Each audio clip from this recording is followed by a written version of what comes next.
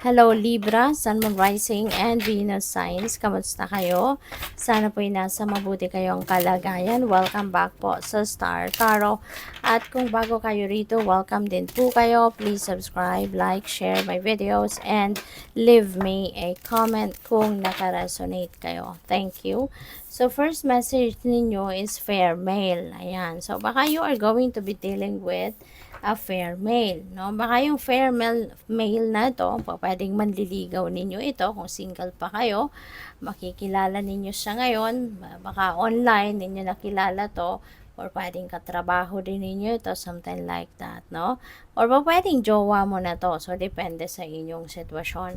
And family, ayan, pwedeng si fair male, baka ito yung magiging asawa mo na. Baka ito na ipapakasalan mo na. No, depende sa inyong sitwasyon. So, yun. Pwedeng ganon. Kasi meron tayong family dito.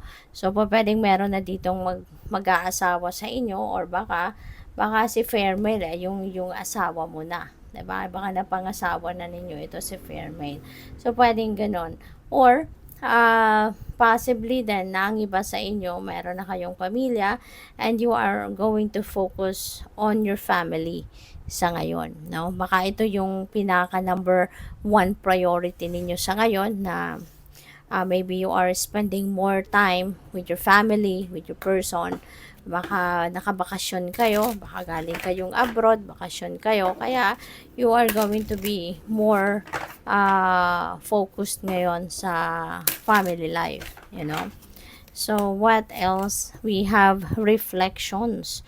What you contemplate can actualize. Ayan. So, napakagandang reminder ito para sa'yo na kung ano man, no, yung napagmuni-munihan mo, napag-isipan mo, ano man yung ngayon nasa isip mo na, idea mo na, 'di ba?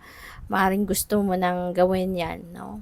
Nare-remind kayo na kung pwede mo ngang kung naisip mo nga, so ibig sabihin, pwede mo ring gawin 'yon.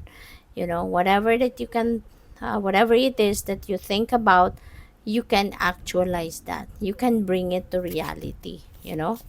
So, reminder yan sa'yo. Time and tide. Ayan. So, oceanic spells and rituals. So, pwedeng iba sa inyo, baka nagde-divination kayo. No? Maaaring gumagawa din kayo ng rituals. Nagre-recite din kayo ng spells. Pwedeng ganon. No? Baka ano din kayo, baka tawag dito spiritual worker din kayo, yung ganon, ano? Or baka baka meron kayong pinapagawaan nito, no? Nagpapa-ritual kayo, meron kayong nilalapitan para gumawa ng spells para sa'yo, yung mga ganon ba? So, what else? We have strength. Ayan. So, siguro, kailangan mo to, no? Yung tatag ng loob, tibay ng dibdib, maybe kailangan mo to in order for you to make the ideas, make your plans a reality. Kasi baka somehow, 'di ba, yung parang nagdadalawang isip kayo, maaring hindi pa ganoon kabuo yung loob ninyo, no? Baka kaya nagko-contempt, pa kayo, nagpo-procrastinate pa kayo, baka nagda-doubt pa kayo sa sarili ninyo, kaya ko ba to, mapapanindigan ko ba to, yung gano'n. So, magpakatatag ka lang, tibayan mo lang ang inyong loob at kayang-kaya mo yan. Kung kaya mong isipin, kaya mong gawin yon, alright? So, we also have Queen of Cups. Ayan. So, maaari din ngayon na kung ano man itong mga plano mo, naisipan mo, maybe magagamit mo yung creativity mo.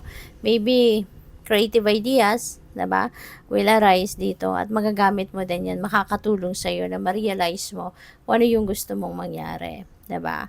And also, gamitin mo din ngayon ang inyong intuition kasi your intuition is on point sa ngayon. Your intuition is heightened sa ngayon at maaari na you are being guided by the divine. Baka merong mga downloads, merong mga intuitive messages and nudges na pinapadala sa iyo ng divine universe sa ngayon. Kapakinggan mo din yun. Okay?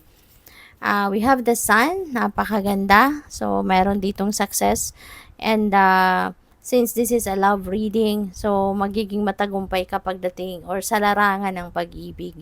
You know, there is success dito sa inyong love life at hindi lang dyan, magkakaroon din kayo dito ng success sa relationship ninyo, yan, sa pamilya ninyo, sa mga kaibigan ninyo, ang higit sa lahat, no, sa inyong romantic relationship. So, magkakaroon kayo ng magandang, ano dito, samahan, malinaw yung mga isip ninyo lagi, magandang pakiramdam, kasi nga masaya kayo. So, your relationship is going to be a successful one para sa inyo, you know. What else? We also have the Six of Cups. May reunion dito, no? Merong reunion.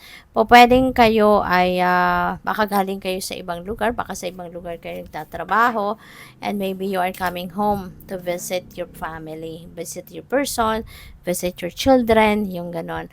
Or po pwede rin naman na baka yung person ninyo yung pupunta sa inyo, no? Magkikita kayo, pwedeng gano'n. Or for those of you who are single sa ngayon, po pwedeng merong magbabalik, no? Po pwedeng meron kayong ex na pwedeng mag-try na bumalik sa inyo. Not necessarily naman na makikipagbalikan sa inyo where you left off, 'di ba? Kung kayo ay naging magjowa, nag-break kayo, yung gano'n. At hindi naman necessarily na makikipagbalikan ng taong ito sa iyo na maging karelasyon mong muli romantically. O pwedeng magta-try muna to na muling pumasok or maging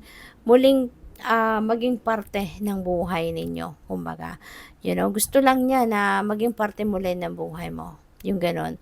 So, pwedeng merong ganong approach, no? Yung kung sino man ito na po pwedeng baka magkita kayo online, 'di ba? Baka mahanap ninyo ang isa't isa sa Facebook, yung mga ganon. At yun, na so po pwedeng may mag pwedeng i-welcome din, no? Depende sa inyong sitwasyon. But po pwedeng merong makikipag-reconcile dito, pwedeng merong tatanggapin dito, no? At maging parte nga, no, muli ng kanyang buhay. So, good luck sa'yo. Thank you for watching. Love and light. Namaste.